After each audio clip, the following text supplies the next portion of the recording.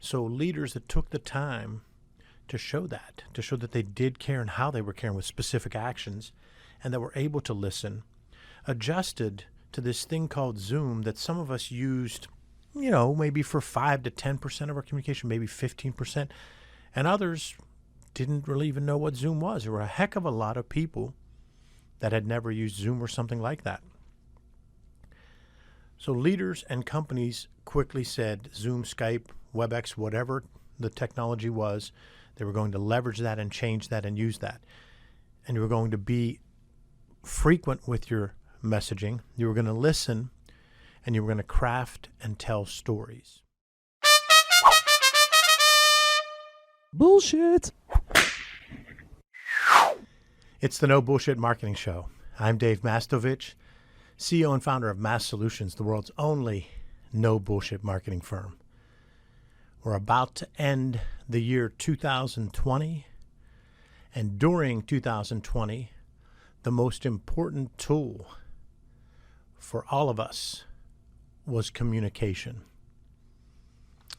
When you have a worldwide tragic event that's long-standing like the pandemic, it really comes down to how well we communicate, how often we communicate, what we communicate, when and where we communicate. And 2020 taught us a lot about our communication. The companies that were able to quickly communicate to all their constituencies about how they were adapting and innovating to the pandemic, those were the companies that were able to quickly turn things around and to quickly even grow and turn this into an opportunity.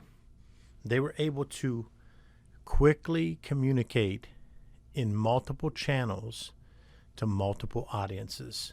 Leaders who were able to communicate with employees, peers, and their other stakeholders are the ones who were able to motivate, educate, and inspire their teams to survive and then thrive throughout 2020.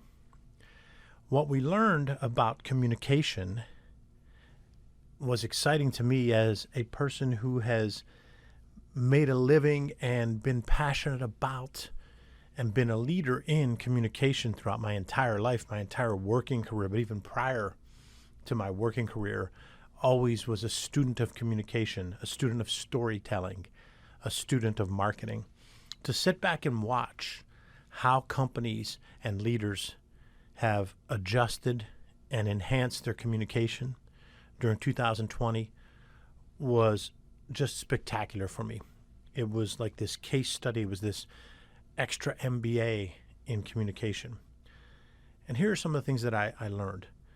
People wanted to know that you cared. They wanted to know that you were listening. So leaders that took the time to show that they did care and how they were caring with specific actions, and that were able to listen, adjusted to this thing called Zoom that some of us used, maybe for 5 to 10% of our communication, maybe 15%, and others didn't really even know what Zoom was. There were a heck of a lot of people that had never used Zoom or something like that. So leaders and companies quickly said Zoom, Skype, WebEx, whatever the technology was, they were going to leverage that and change that and use that. And you were going to be frequent with your messaging. You were going to listen, and you were going to craft and tell stories. What we've learned, I hope, is that there are all kinds of ways to take what we learned and apply it when we are able to be face-to-face. So let's say 50 to 70% of our communication was face-to-face prior to the pandemic. And let's say that 1 to 10% was on Zoom calls, and 10 to 20 or 30% was in email, and 3 to 5% was on phone calls, whatever. It doesn't matter exactly what the number was. The key is this. We learned that face-to-face is still incredible, and it's the most powerful, and it's the most valuable, and it's the most healthy. We need some kind of human interaction. But we also learned that we don't need as much as we thought. So 3, 6, 8 months from now, when we're able to be more together and do more face-to-face communication and interaction, my hope is that we realize that we don't have to require everybody to work from the same place, or even 80% to work from the same place on a daily basis. We were shifting. We were evolving in the last 20 years to see more and more people having some hybrids, working from home time, spending some time working from home, having people that weren't necessarily in their market that were still a part of the team. Massolutions has been doing that for 15 years. And when we first started doing it, people scratched their heads and said, well, what do you mean? You don't have everybody in the office? And what do you mean?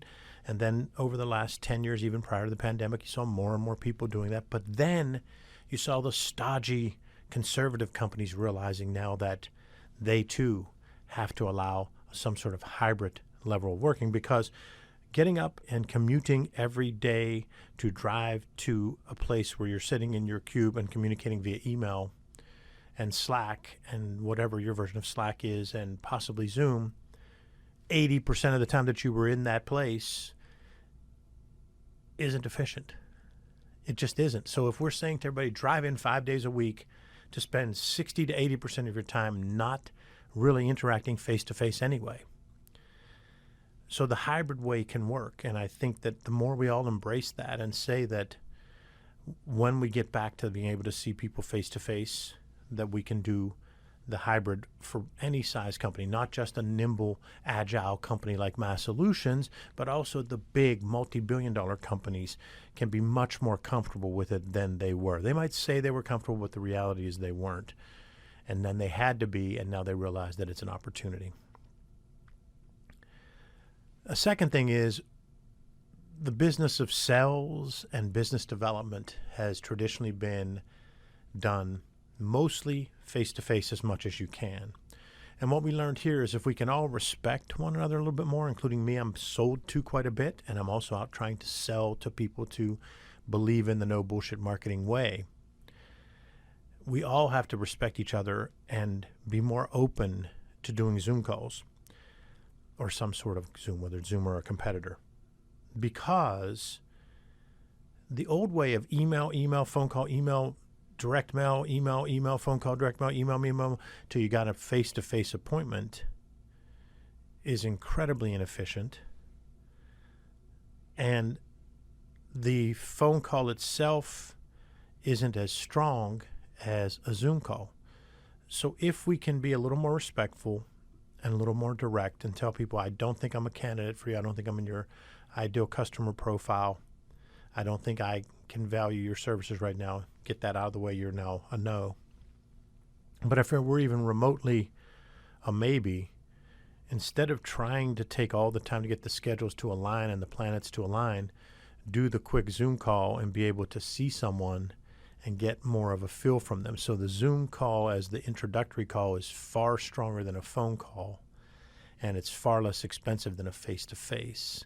So if we can just evolve, and all of us as both buyers and sellers can try to leverage that, it will improve our communication, because the Zoom call should be more effective than a phone call, and it will be definitely more cost effective than a face-to-face call.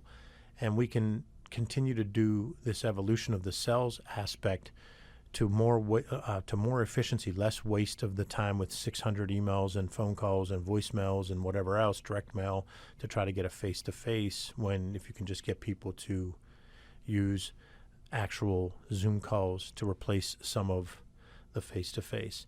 And the entire aspect of people doing what they do well wherever they can do it has been something I believed in for over 20 years. My entire adult life I believed in, and I had to fight the old way of doing things, in that it doesn't matter so much where you're doing things. It's just, do you get the job done? Are you communicating well? And if yes, then you can work from anywhere. But what I will tell everybody is we all have to communicate better. Even on our team, we talk a lot about this, because we have so many people working for so many different places. It is on the person working from that place that isn't in with the group as often. You do have more of the responsibility. So I know employees aren't going to like to hear that, but you do. You do. Now, you can not accept that and disagree, and that's fine. The reality is that you do have a responsibility to make sure that you're figuring out how to maximize the time of those as well as your own time, the time of those who you are no longer face-to-face with or you're in another market from.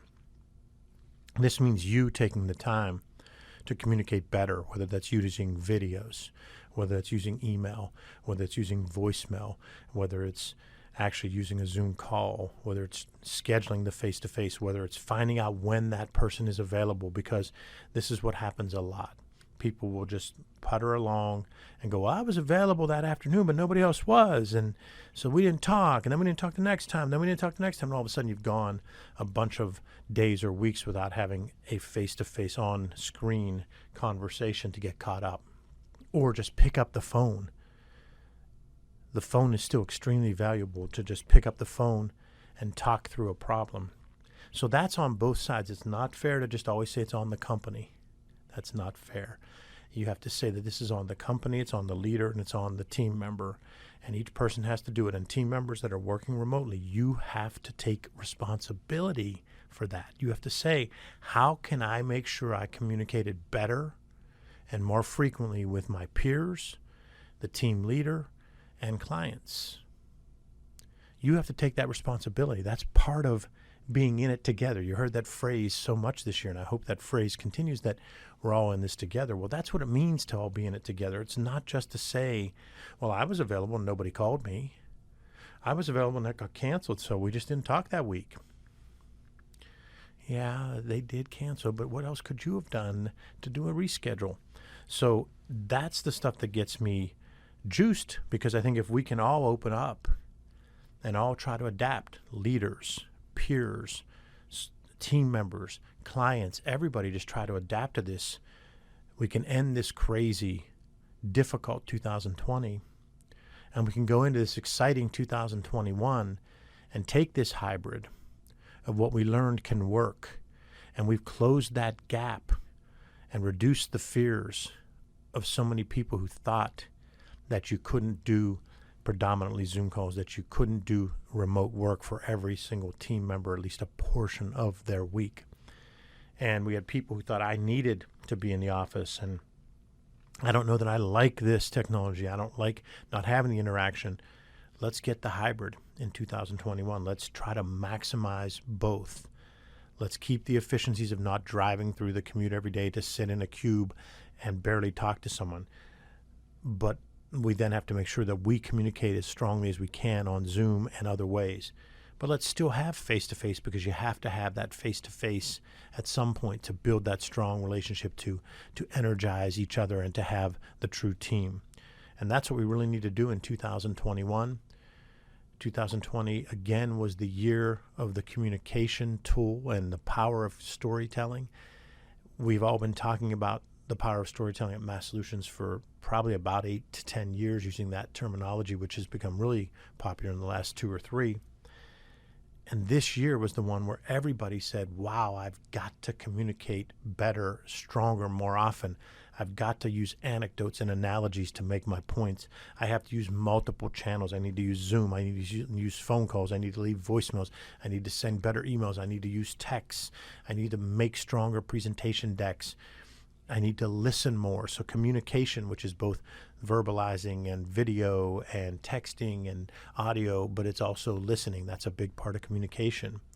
And the companies that leveraged the power of storytelling, that listened to employees, to stakeholders, to clients, to each other, that then communicated stronger, that's who made it in 2020 and took 2020 and turned it into a positive. So let's leverage all of that stuff. Let's combine the best of both worlds as we move into 2021 and we begin to get back to where face-to-face, come June or July or August or whenever, when face-to-face is much more prevalent. Let's keep a hybrid and take advantage of all of these different things that we learned in 2020. I want to thank all of the no BSers out there who have consumed our content throughout our platform, the platform of keynotes, workshops, blogs, podcasts on the audio side, video vlogs, also video clips, presentations, etc. I want to thank you all for being a part of that and being the loyal No BSers and for providing the feedback. We had a big anniversary of the 5th anniversary of the podcast. It was a great celebration. I want to thank those loyal No BSers for being a part of this. And I want to thank our team for working together so well to make 2020 as best as it could be despite all that was going on around us. Remember, ask yourself, what's the big idea? And build your story around the answer. It's all about bold solutions, no BS.